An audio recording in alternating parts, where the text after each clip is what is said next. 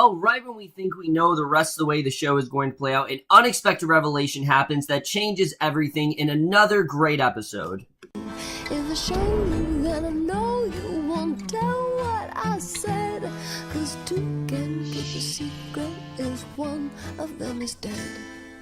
Hey guys, remember Pretty Little Liars, Season 7, Episode 19, Farewell My Lovely, and holy shit, I mean, this episode was really unpredictable, I have to say. It really did seem like we knew exactly what was going to happen, that the liars were going to go to jail, or that they were going to get interrogated. That's what it seemed like this episode was going to be, and instead we got something really different, and I have to say, I really credit the show for this, because I've said it before, all I want is some unpredictability. I don't want the same thing over and over again, and that's what we got here. There was some really different stuff going on this episode. We had a huge revelation revealed that I didn't think was going to be revealed in this episode. I didn't think we were going to get that till the finale, but we actually got it here, and we also got a very surprising ending that I really was not expecting at all. But let's just get into this episode because there definitely is a lot to talk about. This was an insane episode. There was so much going on in it, and we do get the sense that the show is kind of trying to make up for all of the meandering it did in the first half of this, in the first half of 7B. But at least it is going somewhere. I will definitely say that. At least we are finally getting this stuff. At least it is finally feeling like a final season. And that's something that I haven't felt all season long. I mean, I felt that, but just a lot of it's felt very much like, oh, here's this random cameo, here's this random cameo. This feels like it now is feeling like a final season. It's like a good way to do a final season. But let's just get into this episode, because I definitely do want to talk about it. So we start off right where the last episode left off, where we see Aria. She's on the side of the road, and an officer's trying to help her get the key she's supposedly locked in the trunk. She's like talking really fast to make herself look as innocent as possible, when in reality, as usual, she's just making herself sound a lot more shady. And he's pressing on the trunk, but he gets a call when it opens, and he turns away, and she slides her arm in, grabs her keys on top of a body, which is just so awkward, the way that she has to try to make it seem like the body's not there. Obviously, I mean, the police are already there, so they know definitely something's up, and all the girls, including Ezra and Caleb, are talking, and they're trying to make Hannah realize that Mona is AD. They are convinced that Mona has to be AD. I mean, why else would she be doing all the stuff that she is? Why would she know about Aria? I mean, she has to be AD. It just kind of makes sense. And yeah, I would agree with that it definitely does make a lot of sense, that she could possibly be AD. But we see Ezra is getting really pissed off. He's really mad that they completely have isolated her, and he tries to call Aria, but she isn't answering. And, yes, she made a mistake, but at the same time, she got them in really hot water. By working with AD, it's made them more of a target. And, how did she know that AD was going to have their back? All because Ezra would have gone to jail. And they just don't care, honestly, that Ezra's going to go to jail. And it's understandable. I mean, no one really cares about Ezra except for Aria, really, because of all the stuff that Ezra's done. Aria is able to put that all aside, and the other girls just aren't willing to do that. They still see Ezra for how he was so many years ago, and you do still see that here. So I like that he is trying to defend her, and he's trying to take her side here. I like that someone's on Aria's side, but again, that you can't just forget about everything that Ezra did. I mean, what Ezra did so many years, all that time ago was still very bad, and it's a lot to really push aside. I mean, what he did is not, just some minor thing. I mean, he did a lot of really fucked up shit. We know that he was with Allie and all stuff like that, so there was a lot of stuff that was very shady that he did, and I like that the liars aren't just completely forgetting about it. They don't really care. They're obviously mad at Aria, but I thought this was overall a really good, solid start to, like I said, a really thrilling, frantic episode.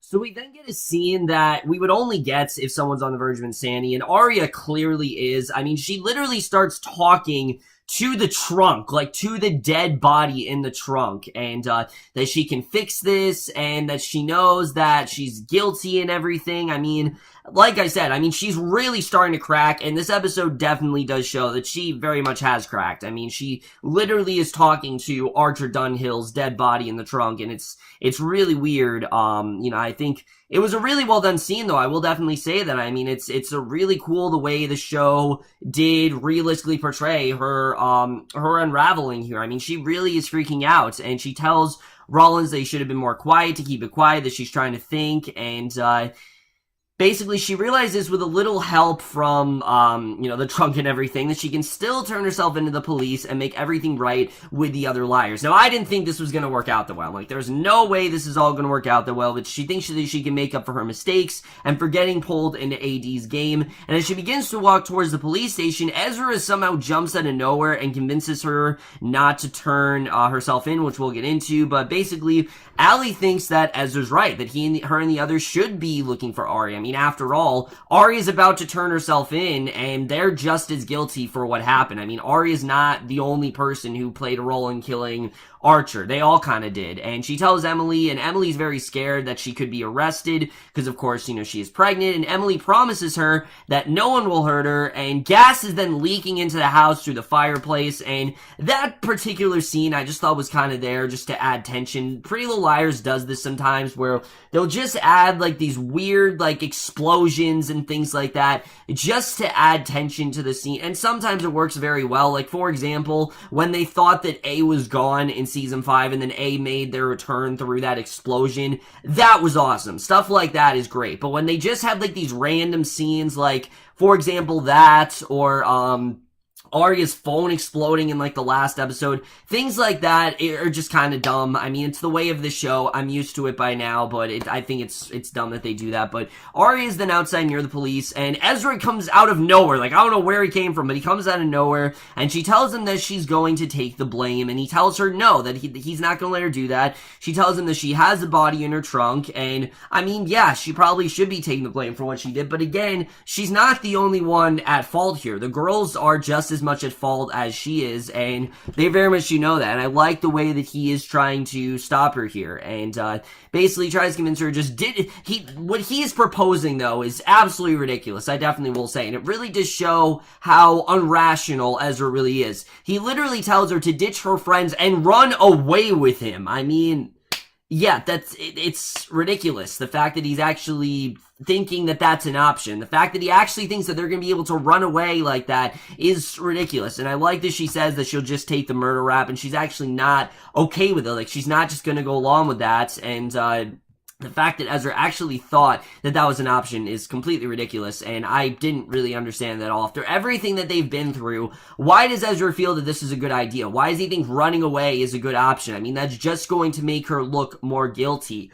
The FBI is already on her trail. They're going to find her. There's ways to locate people. I mean, Ezra's not really thinking about that stuff. I mean, there's ways to trace people. There's so many things that they could have done that's not going to make her any less, she's going to be a lot less safe, I think, if she runs away. If she doesn't turn herself in now, then her fate could be a lot worse. So the fact that Ezra actually thought that that was a smart idea, I thought was really dumb. And again, it really does show how unrational of a character he can really be at some point. So Spencer, Hannah, and Caleb, they're all watching Mona from the outside of the diner, and of course Caleb was going to try to get Mona to help them out with the game, but Mona's really acting strange in this episode. Spencer and Hannah are talking. Caleb slips in the diner. They watch him approach Mona inside, and he sits and asks her if she likes her pie, and he wants to know who she's waiting for, and he tells her they're going to go for a ride to the police so she can confess, and they're going to go pick up the game, because they feel like as long as they confess, there's no reason for the game to continue. I mean, the game is there, so that way they won't go to jail, and if they just confess to what they did, then they'll go to jail. There's no reason for the game to exist, and she tells him that she doesn't have the game. Someone actually stole it from her, and she starts running away. So you know definitely that something is up with her. You don't know what it's about, but Hannah and Spencer then come in, and she walks into the girls' room, but when they go in, she's gone, and a wall then opens up, and Caleb and Spencer then head down, while Hannah leaves to go see the others. So we don't know what that's all about. What the hell is Mona hiding?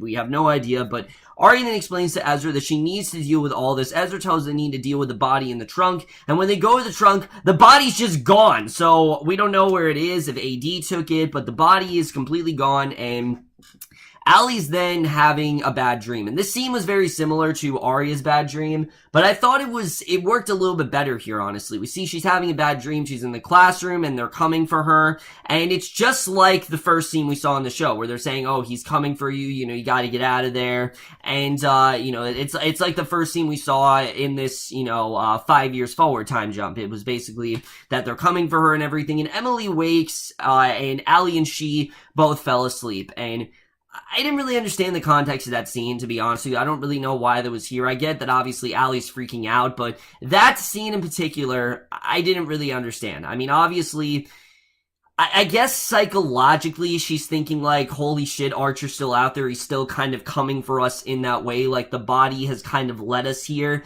and in that way they're kind of coming for us. But again, I've never really seen Pretty Little Liars as a deep show, and when they try to do scenes like this, it really falls flat, and this is a very good example of that. So Emily then wakes, and like I said, they both fell asleep. The game is then going crazy with this video of Allie saying over and over that they don't have a lot of time, and someone then bangs on the front door. We have no idea who it is, but Caleb and Spencer then make their way through the dark underground cellar, and Caleb confesses that he and Hannah are married, and this scene was okay, but it just kind of felt like it was here because we needed one last scene between Caleb and Spencer, and I didn't really understand this. Like, why did they just leave Hannah there? It didn't make any sense. Why did he go talk to Spencer and just completely leave Hannah there to walk by herself? I mean, especially the fact that they just got married. I mean, that didn't make much sense to me. But Ezra, Aria, Allie, and Emily are all in the car driving. They apologize to Aria for shutting her out, and they're really upset about that. But that's like the least of their problems right now. I mean, they're in serious hot water at this point.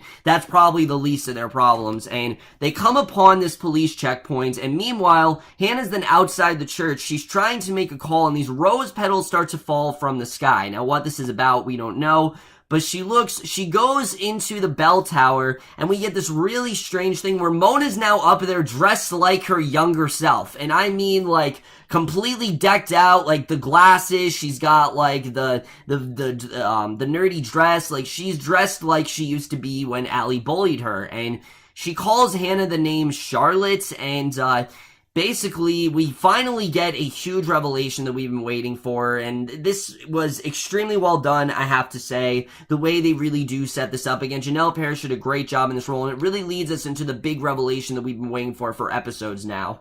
Because after so many episodes, we finally find out, one, why Mona's been acting so shady, two, what connection she has to Charlotte, because we see she met Charlotte in the bell tower, basically. This was before Charlotte went to meet Allie, because if you remember, the way this was set up is that Charlotte was going to reunite with Allie. Basically, Allie thought to try to make her life better and try to reconnect with her, and hopefully, because, Charlotte told them that all she wanted was to love Allie, and all she really wanted to do was be a part of the family. After this episode, though, I kind of feel like that's a load of shit. I mean, especially the way that this scene plays out, because basically, Charlotte threatened her that no one would believe her, and basically, basically that no one's gonna believe her, and that this isn't gonna work out, and basically that, she stole the A title from her and she can't get it back, and it was a really powerful scene. Mona basically outright threatens her. She pushed her to the edge of the tower door,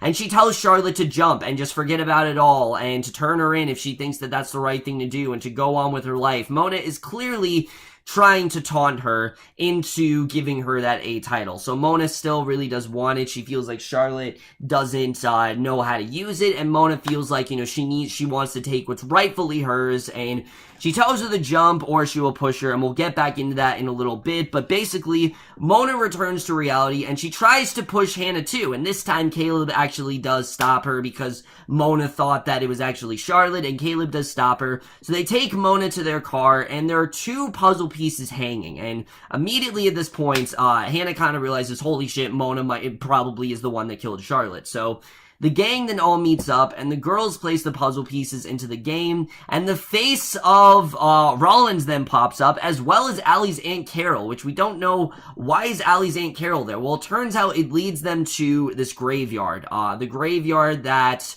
Charlotte was buried in, of course being referred to as Charles, and Aria doesn't want to do this anymore. She just wants to leave Archer to the worms. They've already done enough. Let's just stop this. There's no reason for them to continue, and I agree with Aria. After everything they've done, they need to just stop, and they need to walk away and just forget about all this. And Spencer agrees, and they're about to leave, but then these lights come out of nowhere, and it's obviously the police, and we see Detective Tanner telling them they're not going anywhere. So they're brought down to the station, and the detective comes in and tells them that the body has in fact been identified as Archer, and you're like, oh shit, they're definitely in some hot water now. And she tells them to get comfortable, and obviously she feels that they're the definite suspects. Like, they have to be the ones held accountable for this, and that she's gonna take them to jail, and that's kind of seemed like that's this was going to play out.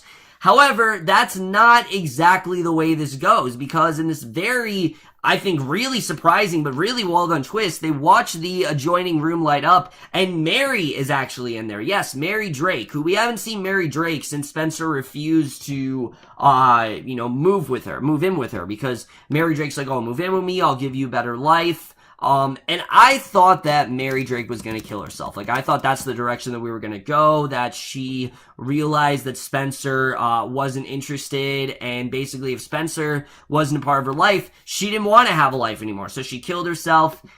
She kind of does that, but in a different way. What she does instead is honestly really bold and really surprising, and really says a lot about Mary's character, because all season we haven't really known where her loyalties lie. This scene absolutely proves it, because she confesses to actually killing Archer after he blackmailed her over her own sister's murder. So she makes it seem like this was all her fault, and basically, she says that she did in fact kill Jessica, which of course she did, but she also confesses to killing Archer. And this is probably one of the most shocking things we see in the show. I had no idea we were going this direction. I know a lot of people predicted, but I honestly did not think they were going to do this. I thought that Mary Drake was actually going to kill herself, and that's how this was going to end. But no, instead she's actually confessing for them, and she's actually helping them out here, and I was very surprised that we went in this direction here.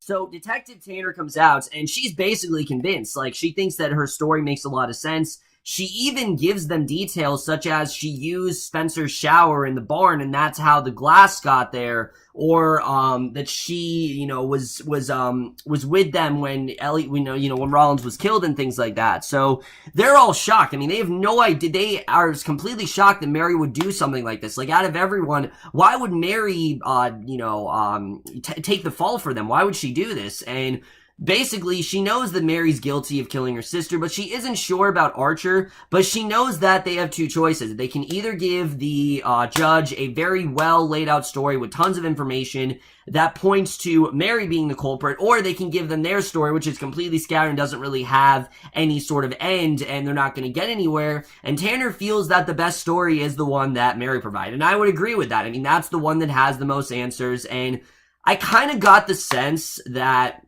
Tanner kind of knew that they weren't completely innocent, but she let them off because of what Mary did. Like, at least that's kind of the idea that I got, but she tells them all to go home. She tells them that in her eyes, they're completely innocent and that they did nothing wrong. And like I said, at first I thought that, but then when she said that, I'm like, no, she probably doesn't know about that. So basically, Spencer asks to see Mary one last time, and she is denied because they feel that she's, committed homicide and that she needs to be locked up in a state penitentiary. So I'm pretty sure that's the end of Mary Drake. I don't think we're going to see her ever again on the show. So they all go home to see Mona. They're completely off the hook, which I was shocked with. I can't believe that they're completely off the hook. But basically, they have called her doctor because Mona's not well. I mean, she's reverted back to her older self because things were just easier then. All she had to worry about then was just being bullied by Allie and not all the other stuff she went through, like when she went to the Radley and things like that.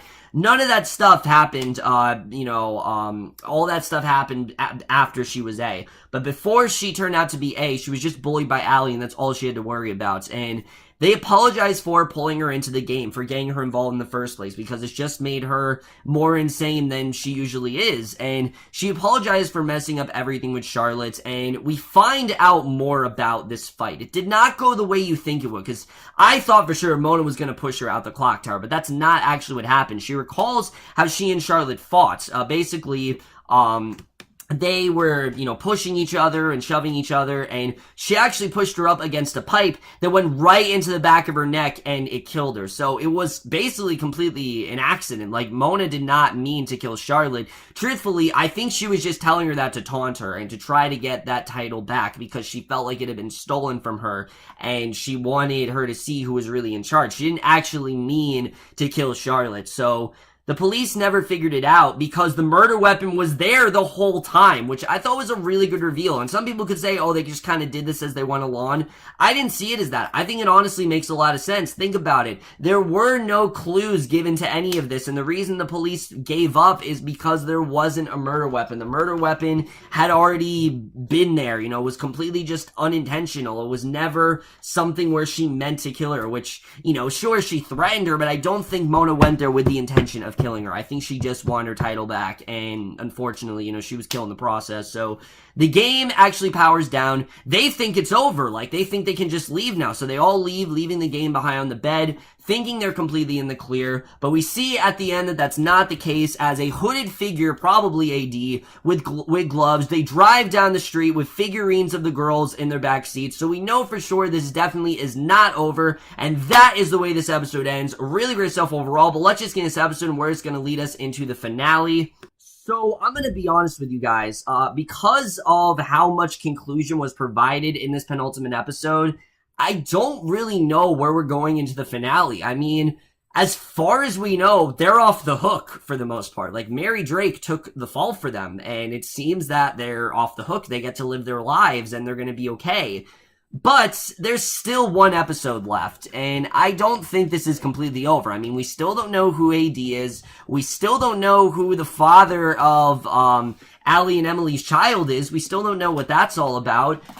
We still don't know. There's still just a bunch of things that we don't know, and I don't know if the liars are going to be completely off the hook. And if there's anything that the final scene tells us, is that they're definitely not. I mean, AD is going to come back for them. AD still has that board, and they're going to use that board to their advantage. So I don't think AD has fully gotten what they want out of them, and I think there's definitely more of a game to play. So we'll have to see really the way that's going to go. Like I said, I don't think we're going to see Mary Drake again. I think the fact that Mary Drake took the fall for them, that's the best conclusion for her character. I mean, it showed in the end that, right up to the last moment, everything she did was for Spencer, and she really did want Spencer in her life. But, I mean, she was crazy. She was a crazy lady, and I'm not going to say it any other way. Mary Drake was a crazy lady, and yes, I think she was a good mother to Spencer, and I think she wanted to have Spencer in her life, but she was crazy, and there's no way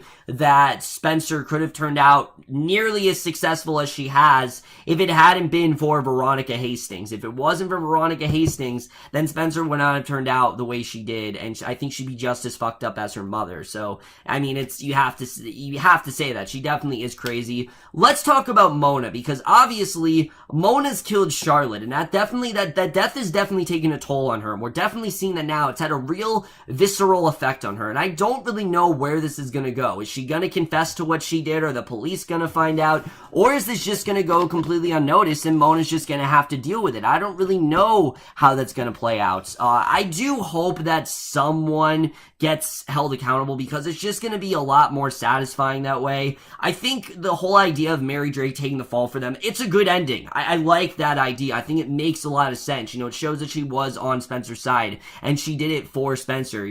She could care less about the other liars, but she really did care about Spencer, and she wanted to make sure that Spencer was completely okay, and that Spencer was, getting to live a great life, and that she was the one that actually got to, go to jail, because she knows that she did do wrong, and that's kind of why she just confessed to everything, which I think was very bold of her, and I think it was very unexpected, but it makes sense why we went in that direction. Obviously, she cares about Spencer, and she wants Spencer to have a great life, and I like the way that, till that last moment, all she did was provide for Spencer. I thought that was very powerful overall, and I really do commend Mary for doing that. I think that was definitely really well done.